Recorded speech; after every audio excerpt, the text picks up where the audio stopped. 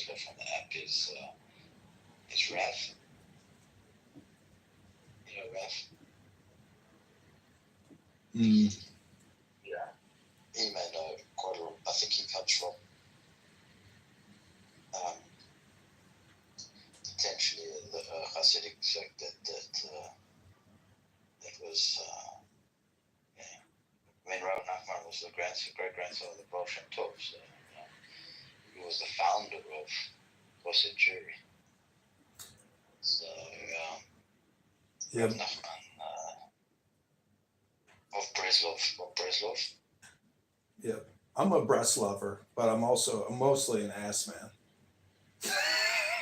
Nice. Lovely. My last name is Kitover, and apparently Rabbi Gershon Kitover was the brother or the brother-in-law of the Baal Shem Tov. Yeah, related to Rav Toichas. The Toichas is squeeze, and you'll be there. Rav Toichas and Breslov, and everybody's loving each other, you know.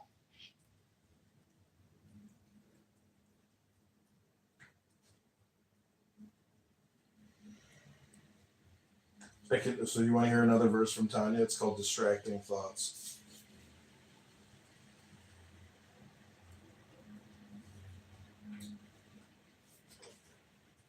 Hello? No objections? Yeah, no, not only no objection, enthusiastic approval. Okay. Before you do that, I just want to let you know that I saw Lionel this week. You know Lionel? The political commentator? Ah, man. Lionel Richie. Oh. He's great. Oh, I did some work with him. Yeah? Yeah. I bet he was not easy to work with. Actually, he was. He was very, very accommodating and simpatico. Very sweet. Yeah. He's amazing. He's 75, you know that? Oh, I didn't know. Anyway, go on. I digress. Okay, this one is called A Dull Heart. Just as an active and distracting mind is one challenge, a dull and lifeless heart is another. To arouse a dull heart, follow the advice of the Holy Zohar.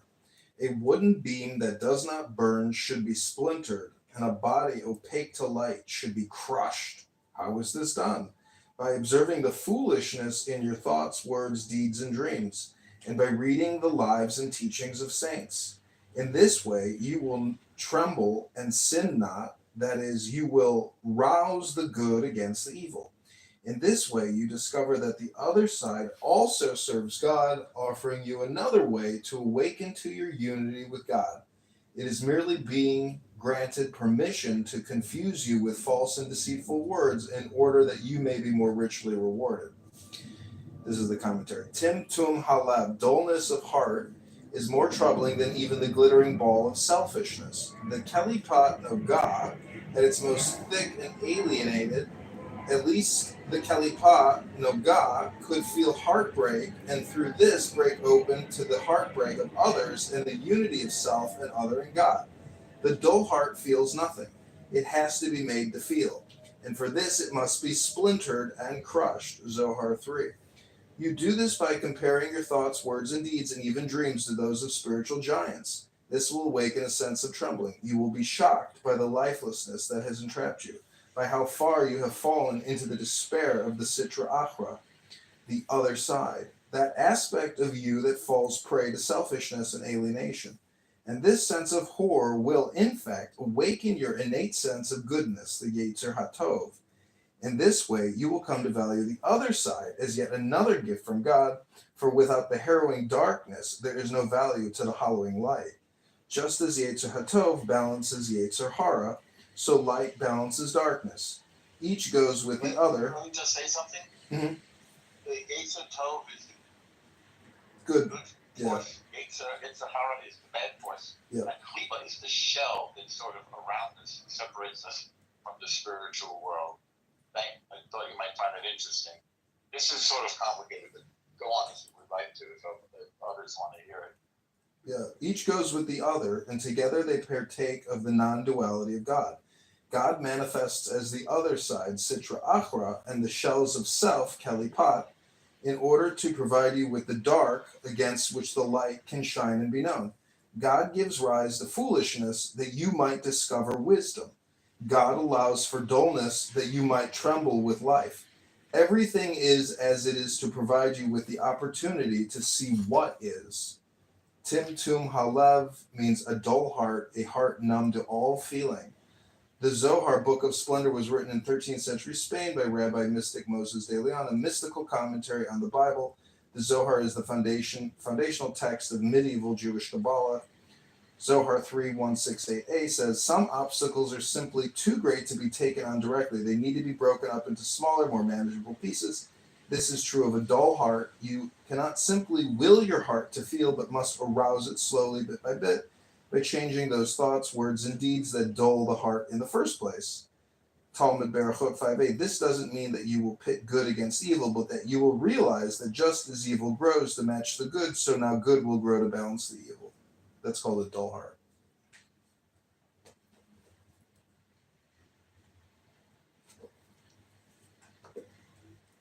Very good. That word you were pronouncing, you pronounce it clear. You're in the matrix. Oh, sorry, I'm in the Uber, going home from a wedding, wearing my tuxedo. Mazel tov, mazel tov. Thank you, mazel tov. So I was going to ask you, why is the Shabbos like a wedding? Why like a what? Why is the Shabbos like a wedding? Well, we have this Shir HaShirim, the Song of Songs, and the metaphor there is Shabbos is like a bride that we welcome. And Israel, the people of Israel, the Jewish people are the groom. And it's just this beautiful embodiment of spirituality. There are a lot of metaphors that they compare the relationship of the Jewish people to God is like a romantic relationship.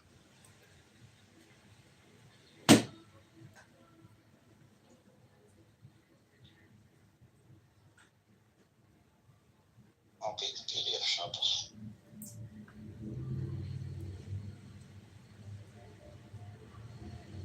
So Pepe, The church is the bride. But the song, I listened to the song. It was very nice. But it was in Hebrew, so it didn't necessarily help what I was asking for. But that's okay. It's fun to keep things mysterious, I suppose. Peekaboo translated for you like 4 times, and for some reason it's not getting through. No, he said a phrase. I didn't know it was a phrase. It was a series of sentences. And you should ask yourself why somehow you're oblivious to what he keeps repeating. Actually, the opposite is true. He said something that seemed beautiful to me, and I was asking, hey, since we're speaking English here, can you just say what you said? But he talked. No, he talked about what he said. No, he interpreted what he said. He explained it. He might have. Sorry, you're not getting it. I'm not explained. I just got it. As what he said. You have to ask yourself why you're not getting it. It's fine. I actually tried.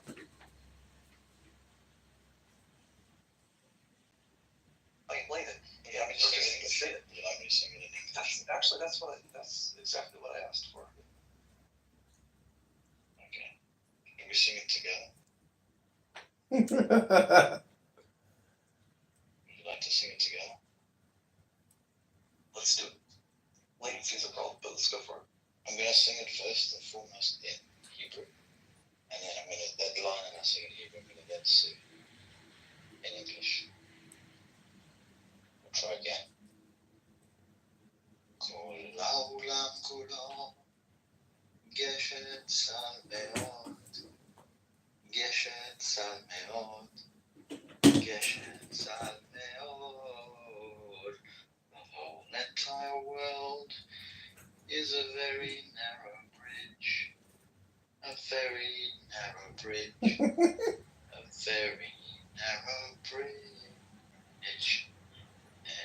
Haika, haika, lo nefached, lo nefached klar, haika, haika, lo nefached klar. Main thing is to have a fear, and hope. That's the translation. Hope that helps. Okay, so when you said the entire world is a narrow bridge, have no fear, that was literally the whole song? Okay, that's cool. It was the whole song. It was, I guess, I was wrong, you were right, it was just better the way you said it the first time. The video was better. It made it sound like there was more to it. But that's cool, I love it. Great. I'm pleased you took something away from it. Yeah, and it's a little weird that you said that apparently you want to be mysterious when you translated the song through like 3 or 4 times.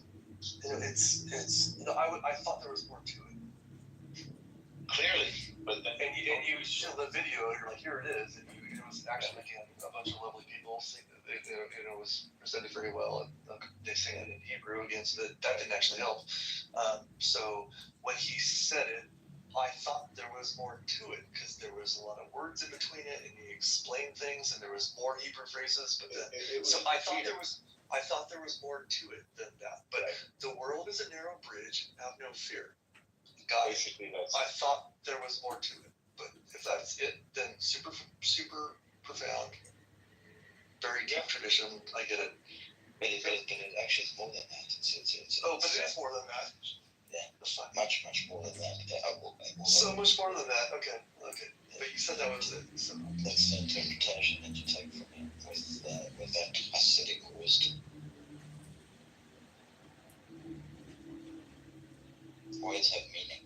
But that's So when I said you're mysterious, no, normally you won't objected to my saying you're trying to be mysterious. right, and we weren't. But you are trying to be mysterious because they're actually. Not at all. The point is that you have to get the meaning out of the word. There's nothing mysterious about it. You're just Muslim. But it's up to you. It's up to you to understand what you're hearing. But we can't put the understanding into you. That has to come from you. Okay, it's my fault. Like I said, ask yourself why you're so suspicious. It's just we're talking and you say something, I just want to hear words. When you said the words, I thought there must be more, and when we finally said it, I realized, no, that's all it is. That's what he kept saying. Which is fine. Yeah. But that's all it is. And then when I said, oh, you just want to make it mysterious, he said, no, we just don't want to make it. That's not what we're trying to do. That's all it is. Oh, but then I said, actually, there's much more to it. So you are trying to be mysterious. It's much deeper. We're trying to be deeper. You're You're trying deeper to than be the rest of us. infused with meaning. You are Just super listen. deep. Don't Super talk somebody. meaningful. Stop talking. Stop talking. Very little. You listen and let the words penetrate. Well, Normo, I've listened to you 100 times more than you have ever listened to me. So For good reason. So you clearly talk have about- nothing to say. You're dull. You're dull. And it's a problem. Just listen. Talk Did you less. just mute me? Listen more. What? Did you just mute? Yeah, I did indeed. Fuck off, dude. Yes. Yeah. Well, bye. Nice talking to you.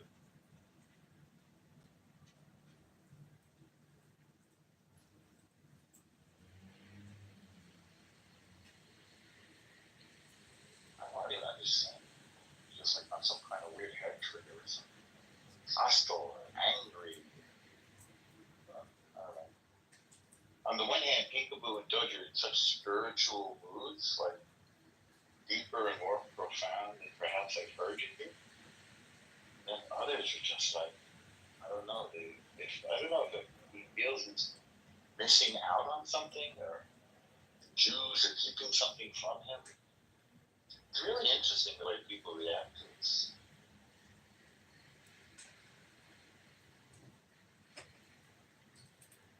And I never ran into this before Clubhouse, to tell you the truth. I really did.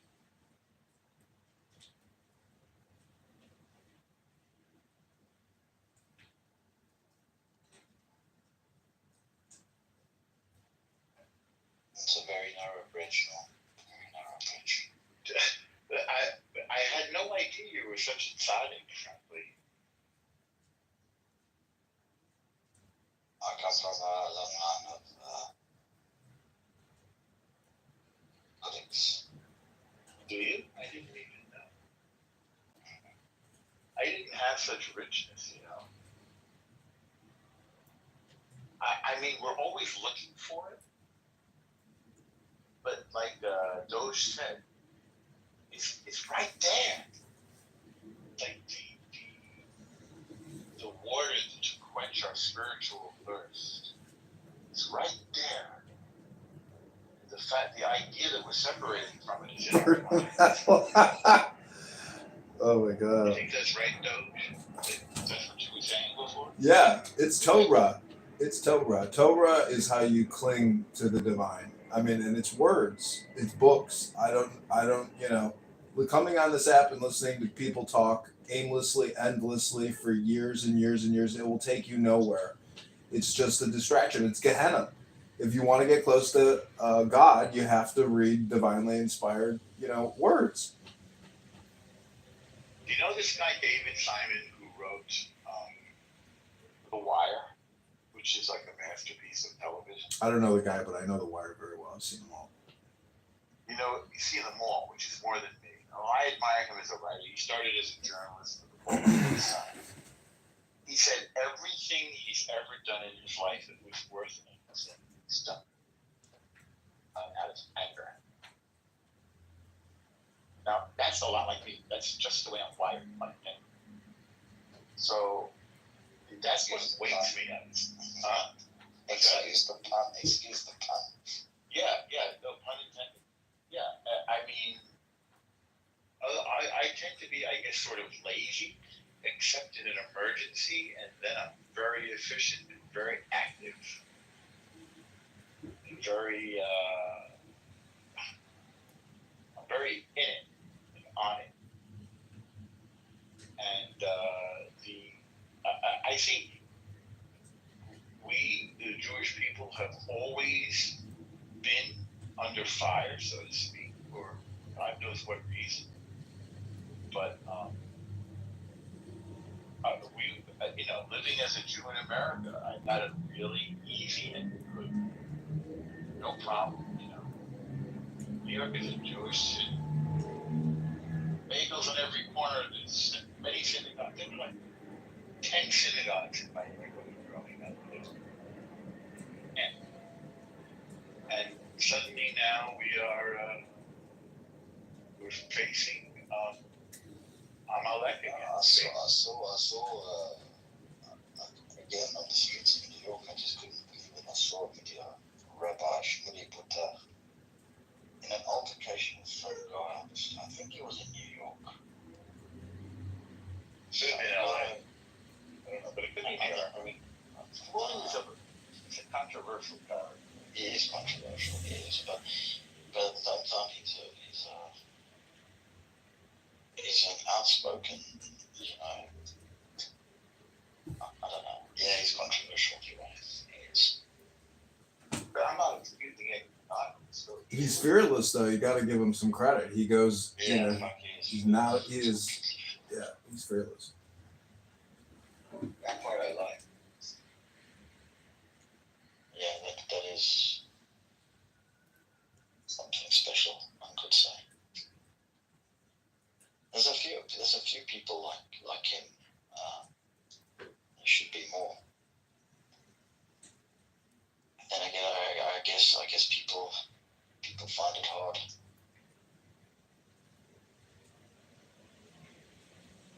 to cross that bridge. It's not us either. You know, it's almost as though we're obligated to be fair. You know.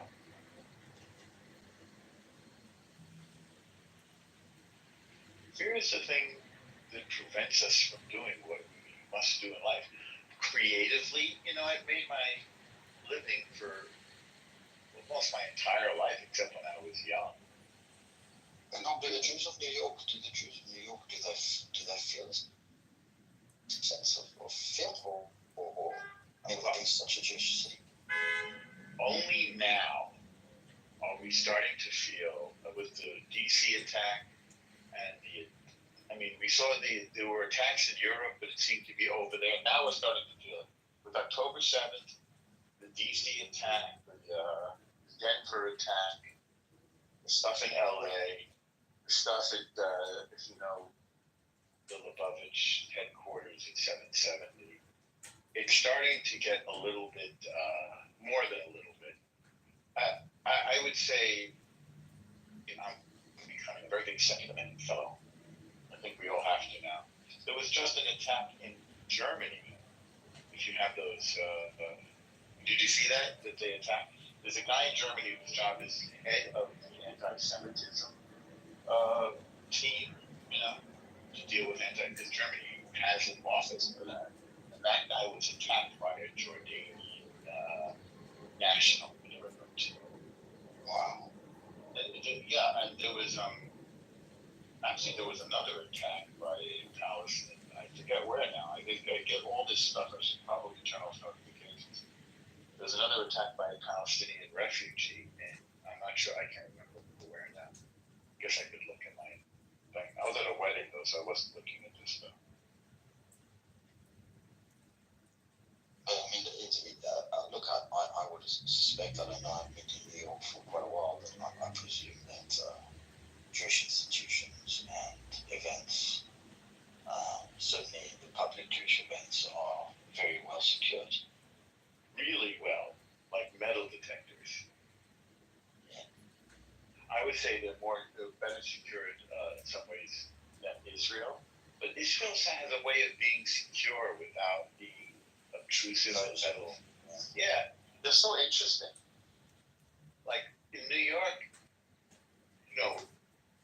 regardless of the attacks on Jews, since 9/11, you go into any building, it's very, very tight security. I can't say any building, office buildings, public buildings, synagogues as well. And they'll check your bag. If you go to a concert or something, they check your bags. They look inside. You go through a metal detector. This is, if you go to a comedy show or something, they do that. In Israel, there was no metal detector, and they didn't even want to look at my bag. They just asked me a question. I couldn't believe it. They said to me, "Do you have a gun?"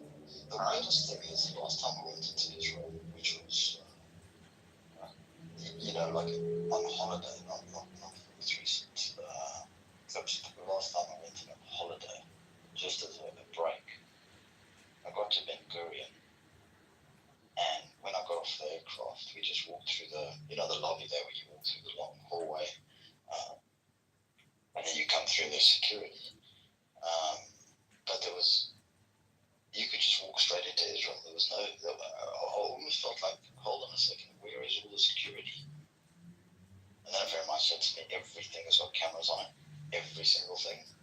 There's a back office where they're looking at everything and you just don't know. Yes. Yeah. So, they've got detectors and all sorts of things going on, which, they try and make it as... But now they've heightened everything, so... Yeah. And also then when I was up in Haifa, I was...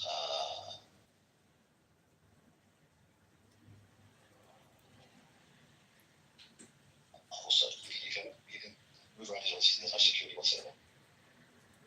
Yeah. So, Mike, when we speak about the differences of anti-Semitic attacks in Europe and the US, the most attacks in the US are planned, meaning a person plans an attack.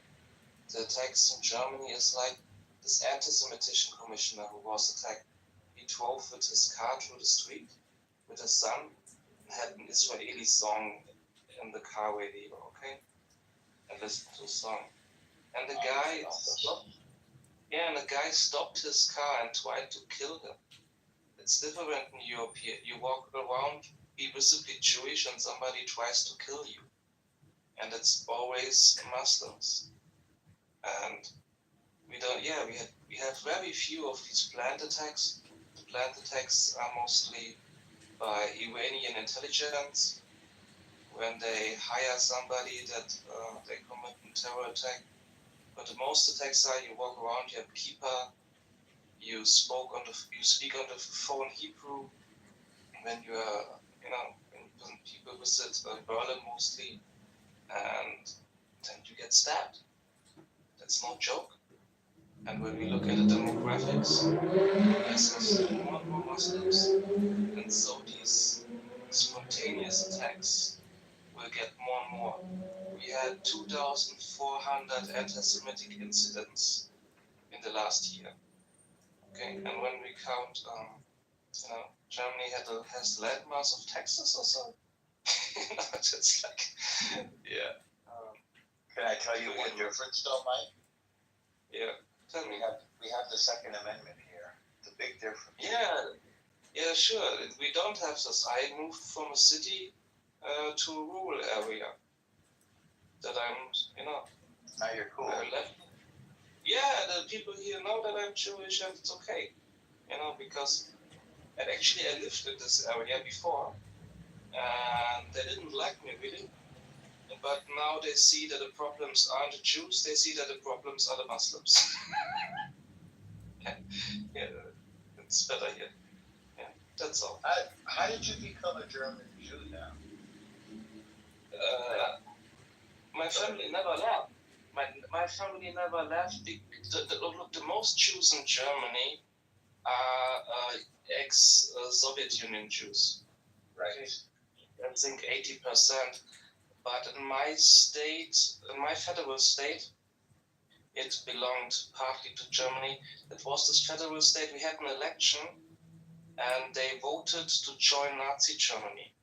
Okay, because they were before French occupied after the First World War, and so everyone had the option to leave and go to France while the Holocaust, and so we left. And the went to people France? we went to France. And the people who, but there's the southern France, not North France. North France was Vichy. They cooperated with the Nazis. Oh, Southern France was not in Vichy? Yeah, no, southern France was free. There was not in Vichy. I didn't know that. Yeah, it was only the north. And even the people here who left too late, they didn't went not directly into the Holocaust. They were deported to France, and they worked for the Vichy, French in like concentration camps, but working camps. And when you were able to work, you survived. When you got ill, living conditions weren't really good, And when you got ill, they sent you on a train back to Germany, then to Poland, and then, to death camp. You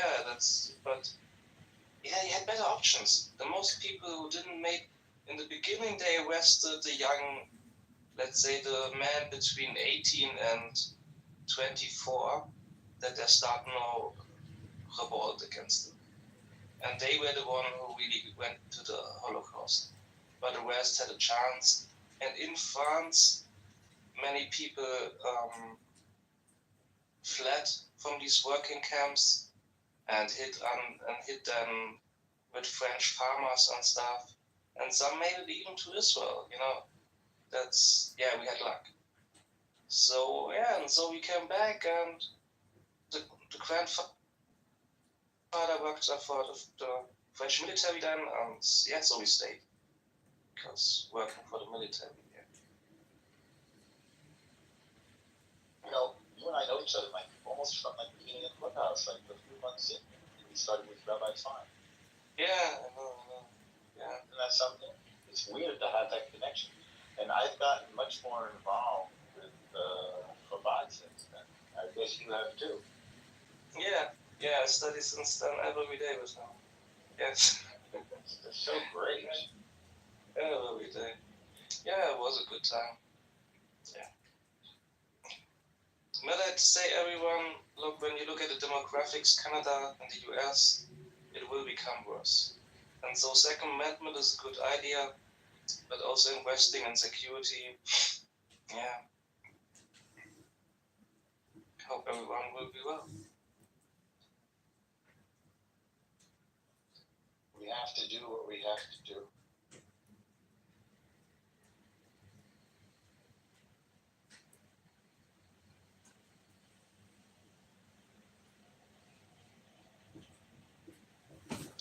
You don't need to be afraid. This peekaboo just reminded us. Peekaboo the psych. Yeah, it's not like we shouldn't be afraid, but we should be prepared. That's different.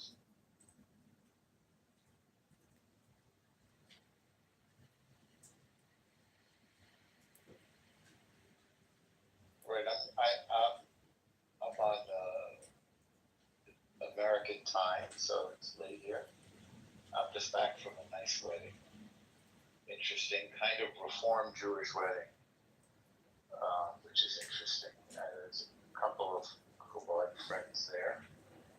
Female rabbi, very interesting, and but otherwise a beautiful occasion. So thank you, Doge, very much. Pepe, thank you. Frank, thank you. Peekaboo, thank you. I'm gonna take off. Take care. Not until then. Right until. See you soon. Not until.